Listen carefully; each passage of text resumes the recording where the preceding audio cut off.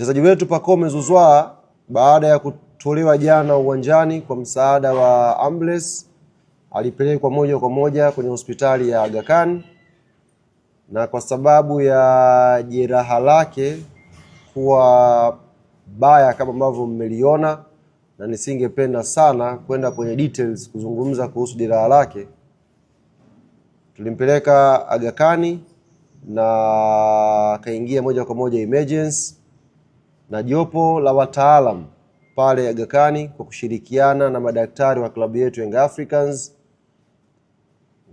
wakakubaliana baada ya kushauriana kwamba jeraha lile halitakiwi kucheleweshwa kupatiwa matibabu. Kwa baada ya discussion tukakubaliana na uongozi ukatoa baraka zake